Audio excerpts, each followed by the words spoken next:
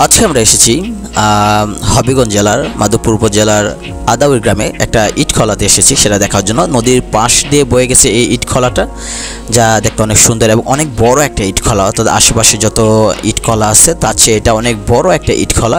তো এটা দেখার জন্য আমরা এখানে এসেছি যে আসলে এই ইটখলা কীভাবে কাজ হয় বা কীভাবে ইট তৈরি করা হয়, অথবা যে এখানে কীভাবে কাজকর্ম করে সেটা দেখার জন্য। তো পাশ দিয়ে একটা নদী বয়ে গেছে, তো যার কারণে ইটখলার সৌন্দর্য আরও বৃদ্ধি পেয়েছে।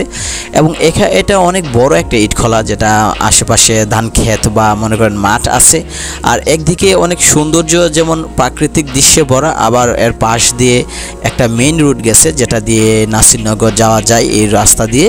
তো পাশ দিয়ে নাসিরনগর যাওয়ার জন্য একটা রাস্তা আছে যেটা দিয়ে মানে যানবাহন চলাচল করে, এবং আরেক পাশে অর্থাৎ পূর্ব পাশে সেখানে রয়েছে একটা নদী, যেটা অনেক বড় একটা নদী বয়ে গেছে।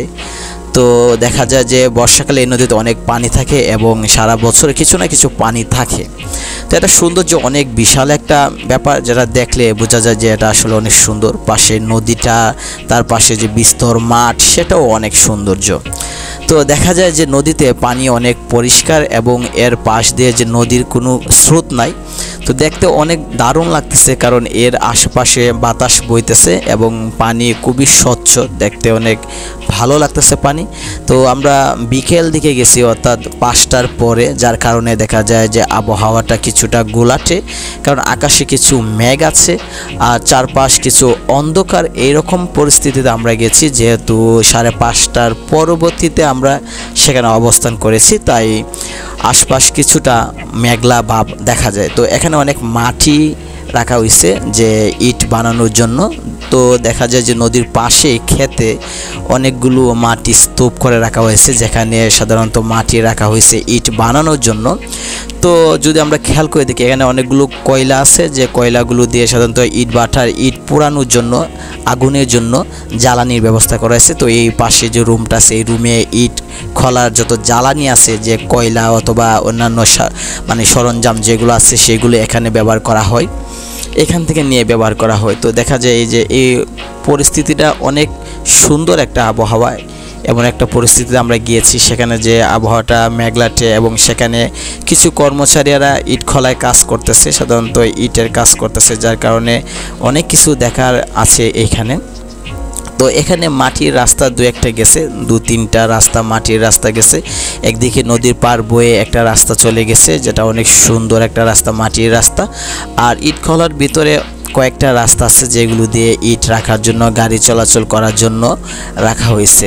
তো আসলে যে নদীর পাড়ের দৃশ্যগুলো খুবই সুন্দর, যেটা ইটখলার পাশে যদি কেউ বসে থাকে তাহলে বোঝা যায় যে খুবই সুন্দর একটা পরিবেশ। এখানে বাতাস বইতেছে, কারণ এখানে যে আশপাশে কোনো বাড়িঘর নাই, যার কারণে দেখা যায় যে এখানে আবহাওয়াটা খুবই শান্ত থাকে এবং এখানে বাতাস খুবই একটা মিষ্টি বাতাস বইতে থাকে। তো এখানে রাস্তা গেছে, ইটখলার পাশ দিয়ে একটা রাস্তা গেছে, মাঝখান দিয়ে একটা গেছে, চারপাশে কয়েকটা রাস্তা আছে যেগুলোতে গাড়ি চলাচল করে ইট নেওয়ার জন্য। আর বর্ষাকালে ইট নেওয়ার জন্য দেখা যায় যে নদীতে নৌকা করে আসে মানুষ এবং ইট বোঝাই করে এখান থেকে নৌকা দিয়ে ইট নিয়ে যাওয়া হয়। আর বেশিরভাগ ক্ষেত্রে দেখা যায় যে গাড়ি আছে, ট্রাক আসা এখান থেকে আপনার ইট বহন করে নিয়ে যায়। তো আশপাশে দেখা যায় অনেক লাল ইট, আর ইটগুলো স্তূপ করে রাখা হয়েছে। এখানে অনেক ধরনের ইট আছে, দেখা যায় কিছুগুলো হালকা কাঁচা, আবার কিছুগুলো দেখা যায় অনেক শুকনা ইট আছে। 2-1 ধরনের ইট এখানে লক্ষ্য করা যায়। দেখা যায় যে কিছু ইট কংক্রিটের মতো হয়ে আছে, আবার কিছু ইট দেখা যায় যে অর্ধেক ভাঙা আছে। তো আশপাশে দেখা যায় গলির মতো কয়েকটা গলি আছে, যেগুলো গলিতে দেখা যায় যে ইট স্তূপ করে রাখা হয়েছে বা ইট বানানোর সরঞ্জাম রাখা আছে।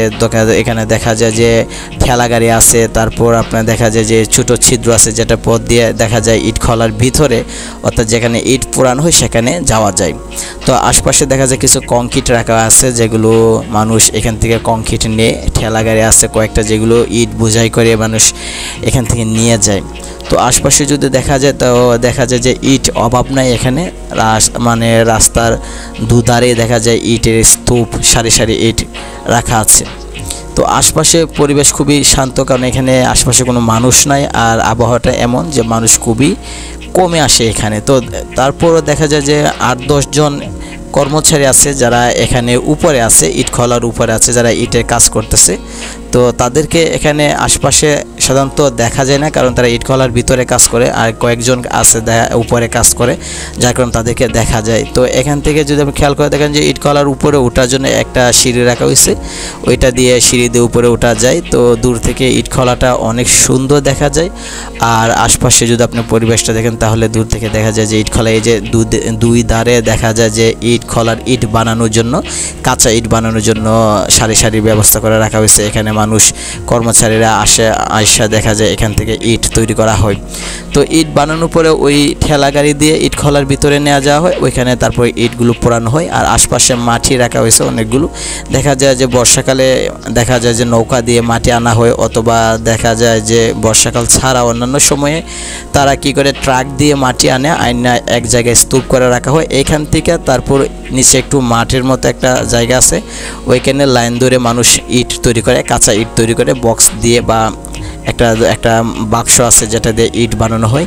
তারপর দেখা যায় এই কাঁচা ইটগুলো ঠেলা গাড়ি দিয়ে ঠেলে তারা উপরে নেওয়া হয়, ইট কলার উপরে নেওয়া হয়, এখানে আগুনের ভিতরে রাখা হয়। তো উপরে ওঠার জন্য দু একটা সিঁড়ি আছে, এগুলো আসলে সিঁড়ি বলতে দেখা যায় যে এগুলো কাঠ দিয়ে তৈরি করা সিঁড়ি, আবার তুলে নেওয়া যায় সিঁড়িগুলো।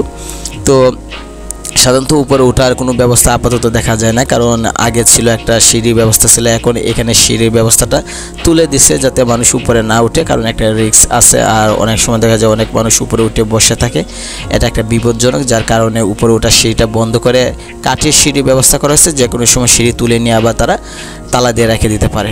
তো দুধারে যদি আমরা ইট দেখি, অসংখ্য ইট রাখা হয়েছে, আর আশপাশে এখনও কিছু ইট তৈরি করা হইতেছে। দেখা যায় মানে সাধারণত তেমন বেশি ইট তৈরি করা হইতেছে না, যার কারণে তেমন বোঝা যাচ্ছে না, তবে হালকা কিছু মনে হয় যে ইট তৈরি করা হইতেছে। কারণ আমরা যখন গেলাম তখন দেখা যায় এখানে 8-10 জন কর্মচারী উপরে আছে, তারা ইট খোলার উপরে কাজ করতেছে, এবং দেখা গেছে যে ইট খোলার উপর দিয়ে, অর্থাৎ এই যে চুল্লিটা আছে এটার উপর দিয়ে ধোঁয়া বের হইতেছে, মানে ভিতরে আগুন হালকা ব্যবস্থা করা আছে, মানে হালকা আগুন দেওয়া আছে, যার কারণে কিছুটা ইট সম্ভবত তৈরি করা হচ্ছে। এই কারণে দেখা যায় যে এখানে যে পরিবেশটা সাধারণত মানে ঠান্ডা থাকে বা শান্ত থাকে, এই কারণে যে এখানে আশেপাশে কোনো মানুষ থাকে না, আর আশেপাশে বাড়িঘর না থাকার কারণে দেখা যায় যে বাতাস সবসময় হয়। আর ইট কলার ইটের কারণেও মানে যদি মানে ইট কলাতে যদি জ্বালানি থাকে, আগুন দেওয়া হয়, তারপরও দেখা যায় এতটা গরম পাওয়া যায় না, কারণ তাপ পাওয়া যায় না। তবে কাছে গেলে যে ছোটো ছোটো ছিদ্র আছে, এটার ভিতর দিয়ে ইট কলার ভিতরে যাওয়া যায়, যেখানে ইট তৈরি করা হয়, এটার কাছে আসলে কিছুটা গরম লাগে। আর অন্যান্য মানে যদি আপনি একটু দূরে থাকেন তাহলে গরম লাগে না, তবে কাছে গেলে একটু গরম পাওয়া যায়। তো এখানে অনেকগুলো ইট রাখা আছে এবং অনেকগুলো যন্ত্রপাতি রাখা আছে, যেগুলো দিয়ে তারা ইটগুলো স্তূপ বানিয়ে তৈরি করা হয়েছে, মানে রাখার জন্য একটা ব্যবস্থা করা হয়েছে। এই যে ছোটো ছিদ্র পথগুলো আছে, এই পথ দিয়ে তারা ইটগুলো ভিতরে নিয়ে যাওয়া হয় এবং সেগুলো পোড়ানো হয়। তো কিছু কাঁচা ইট আছে, মানে আমার সম্ভবত ধারণা যে এখানে মানে অল্প কিছু ইট পোড়ানো হচ্ছে, কারণ তেমন মানে বেশি ইট পোড়ানো হচ্ছে না, হালকা ইট পোড়ানো আছে, যার কারণে কিছুটা গরম হালকা কাছে গেলে পাওয়া যায়। আর একটা জিনিস হচ্ছে এখানে যে ইটগুলো, এগুলো তৈরি করা হয়েছে অনেক আগে, কারণ এখন বর্ষাকাল চলে আসতেছে, দেখা যাবে যে ইট কলায় ইট তেমন বানানো হবে না, কারণ বর্ষাকালে বৃষ্টি থাকার কারণে, পানি থাকার কারণে দেখা যায় ইট কলার তেমন কাজকর্ম থাকে না, যারা আগেই বানিয়ে রাখে ওইটাই তারা বিক্রি করা হয়। আর দেখা যায় বর্ষাকালে যে মাঠগুলো ডুবে যায়, যার কারণে যেখানে দাঁড়িয়ে মানুষ ইট বানানো হয়, কাঁচা ইট তৈরি করা হয়, সেখানে জায়গাগুলো ডুবে যায়, যার কারণে তখন ইট খোলায় কাজ করা হয় না। আর যেহেতু পাশে একটা নদী আছে, নদীতে দেখা যায় যে পানি অনেক সময় যে বর্ষাকাল আসলে বৈশাখ জ্যৈষ্ঠ মাসে দেখা যায় বেশি পানি চলে আসে, যার কারণে এই আশপাশের জায়গাটা ডুবে যায়, এই কারণে ইট বর্ষাকালে তৈরি করা হয় না। তো যেগুলো তৈরি করা হয়েছে দেখা যায় 3-4 মাস চলবে এই ইট দিয়ে। অসংখ্য ইট আছে, চারদিক দিয়ে ইটে ভরা, কিন্তু আসলে মানে ক্যামেরায় তেমন বোঝা যাচ্ছে না, তবে যতগুলো ইট আছে দেখা যাবে যে 4 মাস তাদের ইট এইগুলো বিক্রি করতে করতে চলে যাবে। তো এই 3-4 মাস যদি ইট না বানানো হয় তাহলে কোনো অসুবিধা নাই। তো দূর দূরান্তে দেখা যায় যে মাঠ আছে অনেক, আরও দূরে দেখলাম যে পোলাপানি খেলতেছে, কারণ পাশে অনেক বড় মাঠ আছে, যেহেতু ইট বানানো হচ্ছে না তাই সেখানে খালি জায়গা পড়ে রয়েছে, দেখা যায় যে ওইখানে তারা ক্রিকেট খেলে বা ফুটবল খেলাধুলা করে। তো তেমন মানুষ আসে না এখানে, দেখা যায় যে অল্প সংখ্যক মানুষ, অনেক সময় দেখা যায় 2-1 জন মানুষ আসে, এমনি ঘোরার জন্য আসে। আইসা বসা থাকে নদীর পাড়ে, দেখা যায় ঠান্ডা বাতাস বা মানে পানি দেখা যায়, যেগুলো দেখতে সুন্দর লাগে।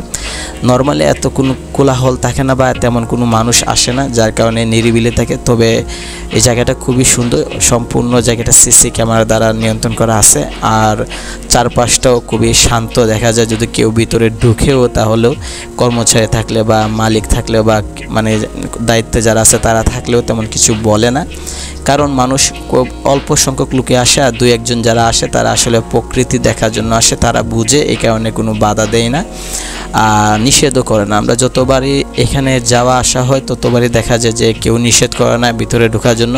বা আপনি যদি দেখা যায় ইটখলার উপরেও যদি উঠেন, মানে 40 কাছেও যদি আপনি উঠেন, তাহলেও দেখা যাবে ওরা নিষেধ করে না সচরাচর। কারণ মানুষ এখানে খুবই ভদ্র শান্তশিষ্ট, যার কারণে দেখা যায় এখানে আইসা উশৃঙ্খল কিছু করে না, বা দেখা যায় যে এখানে তেমন কোনো বিশৃঙ্খলা করে না, যার কারণে কেউ তেমন কিছু পাত্তা দেয় না কেউ আসলেও। তো দুধারে অনেকগুলো ঘর বানানো আছে যেগুলোতে সরঞ্জাম রাখা আছে ইট বানানোর জন্য। আর এখানে অনেক কর্মচারীরা অনেক সময় থাকে, রাতভর ইট বানানো হয়, কাঁচা ইট, যখন ইট কলার কাজ পুরোপুরিভাবে চলে। যেহেতু এখন পুরোপুরিভাবে ইট কলার কাজ চলতেছে না, হালকা চলতেছে সামান্য, যার কারণে দেখা যায় তেমন কোনো মানুষ নাই বা তেমন কোনো মানে ব্যস্ততা নাই আশপাশে। আপনার এই যে সামনে দেখা যায় যে রাস্তা আছে, এখান দিয়ে সিএনজি করে আপনার নাসিরনগর যাওয়া যায়। তো এটা হচ্ছে ওই যে এখন যেটা দেখা যাচ্ছে সেটা হচ্ছে কি আপনার হেড অফিস, অর্থাৎ ইটখলার। এটা হচ্ছে এই সাদা বিল্ডিংটা হচ্ছে আপনার অফিস। এখানে সাধারণত সিসি ক্যামেরা দ্বারা পুরাটা নিয়ন্ত্রিত, এবং দেখা যায় এখানে যে মালিক তিনি আসেন।